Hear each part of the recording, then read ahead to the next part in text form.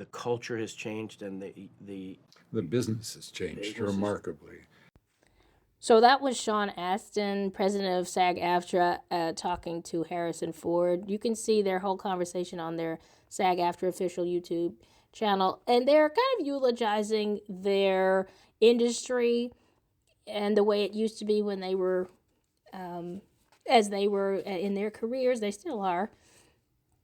And it reminded me of all those other times that this industry talked about itself, including dramatizations of like silent films, the talkies, like this Sunset Boulevard from 1950, Singing in the Rain from 1952. Both of these movies about how silent film stars had a hard time transitioning into talkies.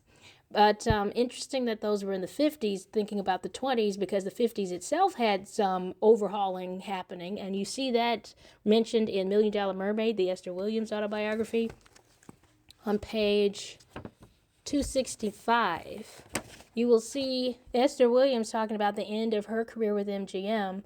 Esther Williams would do like movie musicals that featured her swimming, quite a unique thing.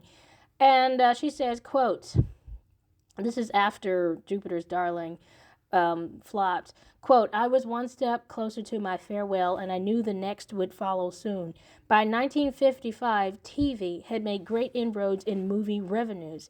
The entire studio system was falling apart, and MGM had really lost its luster. Dory Sherry's penchant for small films with small stars was killing off what was left of MGM glamour. Many of its most established stars were jumping ship, including Greer Garson, Van Johnson, and the King, Clark Gable. End quote. So Esther Williams is here talking about all the things that were making her career a lot harder and almost impossible in the way that it used to be. Then she goes on and says, quote, Broadway was already or soon would be turning out shows that would become the next generation of Hollywood musicals. My Fair Lady, The King and I, West Side Story, The Sound of Music, Funny Girl, and there was no place in such properties for a mermaid. Oh, Esther Williams. It's a shame, too, because what a unique, swimming musicals, what a unique way to entertain people, and I don't think we'll see that ever again. But so things were changing. And some people were able to continue to the next way that Hollywood would present itself, and other people were not. But Robert Wagner was one such person who was able to transition from movies to television pretty well. And he talks about how his industry changed since he was a kid. Now, he was born in 1930, so when he talks about movies, he means 30s, 40s, something like that. And he says, this is from chapter 22 of his autobiography, Pieces of My Heart.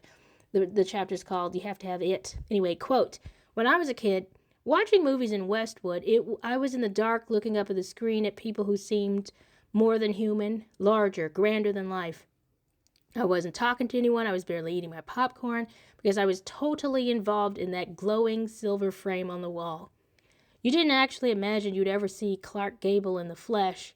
The proper response to actually seeing Gable or Cary Grant was gaping awe, end quote. So movie stars were deities. He was able, or treated like deities, and he was able to be a part of that for a while. But once TV came in, things changed. So here he's going to talk about how television changed the landscape a little bit. Quote, but when viewing habits changed, when more people started watching actors in their living room than in theaters, in other words, with the lights on and with occasional conversation, it signaled a sea change. As an actor, you were in people's living rooms, and that meant you could be a part of their lives in a way that the great movie stars of my youth weren't, if the people in that living room accepted you. Then he goes on to talk about stars like James Stewart, who failed on television. He said, quote, great actors, great stars, wrong medium. So there is a dynamism to acting. There's a dynamism to the movies that's always been there, from silent to talkies, from studio systems to more independent contractors, from Hays Code to MPAA ratings, from movies and the encroachment of television. Some people were able to stay on, like Robert Wagner. Some people were pushed out, like Esther Williams. And it happens over and over and over again.